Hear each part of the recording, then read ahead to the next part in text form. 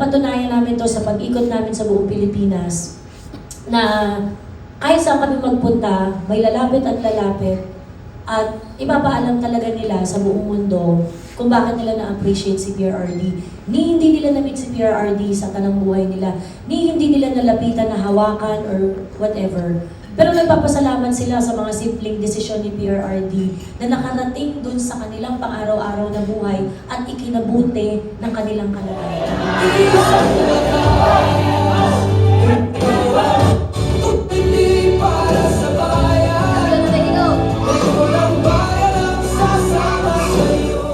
We want the Supreme Court to assert our sovereignty to the world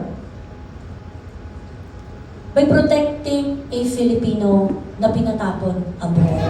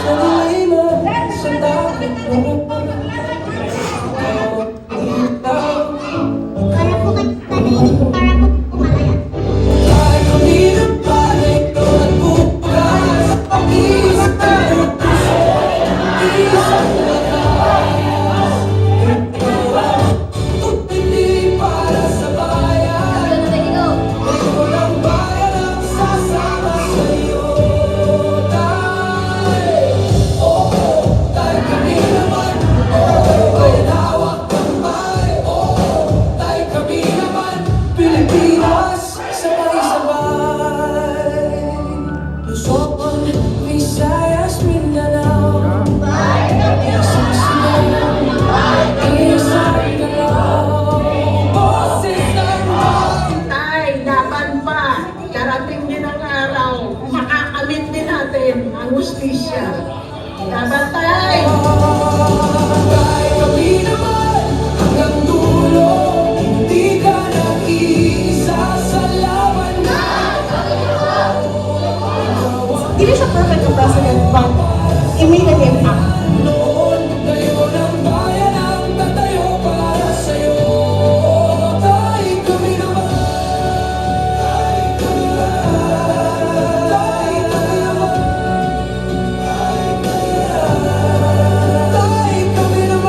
people will remember of not what you said, what you did, but of how you made them feel. He is the best President so far our republic ever produced. And we love Tatay Digong. Siya lang talaga tunay na nagpapasama sa bansa. Kaya talaga natin yung naniniwala kasi talaga ako na si FPRRD yung pinaka-the best president ng Pilipinas na talaga namang tagos talaga sa puso talaga natin yung ginawa niya para sa bansa.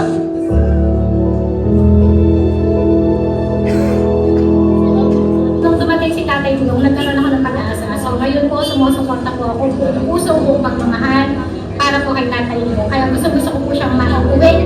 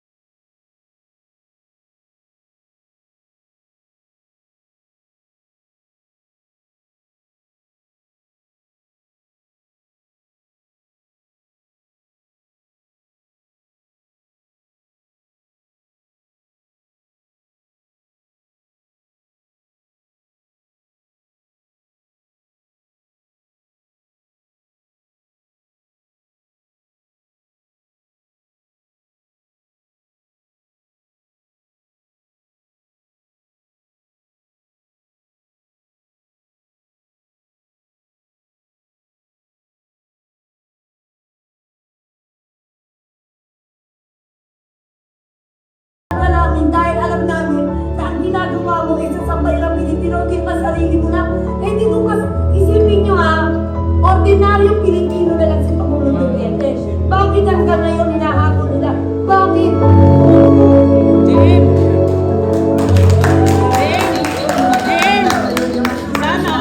Yung anak ko, graduate siya na hindi siya magiging diverted to drugs. Ang signature campaign ay ginawa ng voluntaryo ng mga taong nagmamahal kay dating Pangulong Rodrigo Roa Duterte at ang mga taong naniniwala na mali ang ginawa sa kanya ng ating gobyerno. Former President Duterte, there is no bar. Malaking utang na loob namin mga bata sa kanya. Dalawa ang importanteng punto na gusto namin ilapit sa Korte Suprema. Itama ang mga mali na nagawa ng ating gobyerno, lalo-lalo na sa pag-aresto sa dating Pangulong Rodrigo Roa Duterte.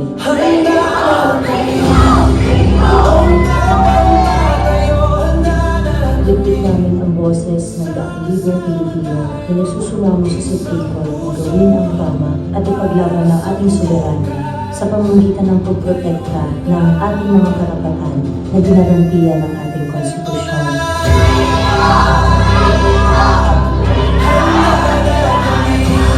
So kay Tatay Digong, kay PRRD, hindi kami natatakot lumaban. Tay, panalangin namin hanggat makauwi ka sa Davao City, safety and sound. We love you, Tay. Sa kataas-taasang korte ng ating bansa, wala na pong malapitan ang taong bayan. Binabalot po ang puso namin ng takot at pangamba dahil po ang dating presidente ng Pilipinas ay kayang ipatapon sa ibang bansa at ipakulong nang hindi dumadaan sa tamang proseso dito sa ating bayan. Maski hamak na kayang-kaya itong gawin sa ordinaryong Pilipino, walang labanan. Ay handa na kami.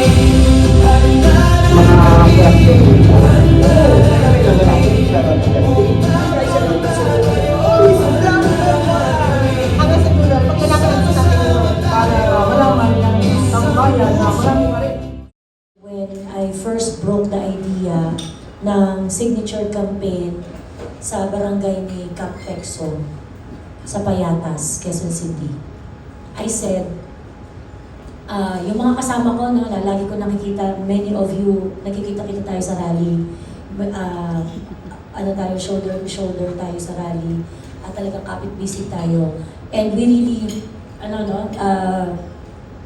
despise yung nangyari noong March 11, 2025. And even before that, of course, hindi tayo nanahimik doon sa mga abuses nitong gobyernong ito. But when they took PRRD and when they took PRRD, ibang level na ng cruelty yung nangyari. Using all the resources of the government just to pin a single family down. It is really unfair. Talagang, I don't think merong naka-expect dito na magiging ganito ka-cruel ang gobyernong ito, considering na dinala natin sila noong 2022 election. So, maraming mga na-frustrate, marami ng mga nauubusan ng idea. Paano ba natin i-organize ang mga Duterte supporter? We thought of an idea where yung strength ng Duterte supporters, ng mga Duterte-aligned individuals, ay maha-highlight. Sabi ko, ano ba ang strength natin? And ako, ayoko na nung sabi ko, ayoko nang maging, my side is very, very clear. My politics is clearly aligned sa politika ni PRRD. And I want to solve the problem of the Philippines in the manner na kung paano in-approach ni PRRD ang public service and governance. That's very clear to me. So, hindi para mag-apologize ako sa mga tao na I have to take a step back at sabihin na, hindi, neutral ako or whatever, ganyan. When it comes to my political belief, I have already made a choice. And what I want is to do something, approach the problem the way PRRD would. Because that place is always something that would yield result, would take care of the welfare of normal Filipinos, and would not take no for an answer pagdating sa kapakanan ng maliliit. And I think that is the standard of public service that we should all prefer to have. Ang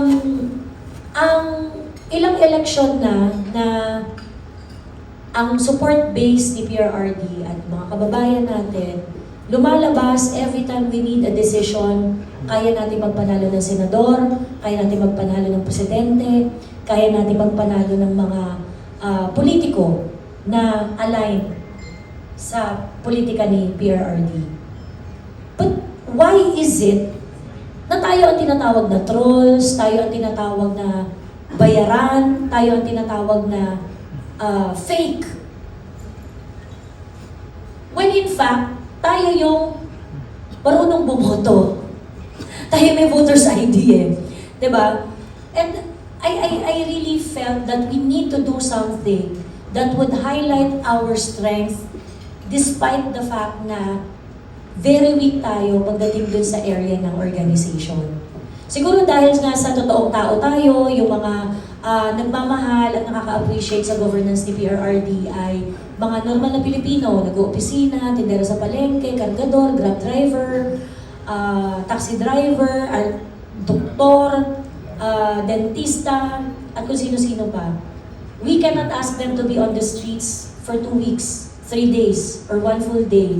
Kasi syempre may mga kanya-kanyang pamilyang binubuhay yan eh. Pero alam natin, galit na tayo. And that's what we, that's what we hold on to. Na alam namin na marami sa inyo ang frustrated, marami sa atin ang galit na sa mga nangyayari. At kailangan natin ng platform, ng movement, kung saan ma-express natin yung ating galit. At the same time, ma-express natin ang pagmamahal natin kay PRRD. He is the people's president. And napatunayan namin to sa pag-ikot namin sa buong Pilipinas na kahit saan kami magpunta, may lalapit at ipapaalam talaga nila sa buong mundo kung bakit nila na-appreciate si PRRD. Ni hindi nila na-meet si PRRD sa kanang buhay nila, ni hindi nila nalapitan na hawakan or whatever. Pero nagpapasalamat sila sa mga simpleng desisyon ni PRRD na nakarating dun sa kanilang pang-araw-araw na buhay at ikinabuti ng kanilang kalagayan. And there are just so many of them that PRRD, that lives were touched by the policies of PRRD, especially the war on drugs. The signature campaign aims to use the legal framework of our institution in order to drive tangible result. We want the Supreme Court to assert our sovereignty to the world by protecting a Filipino na pinatapon abroad.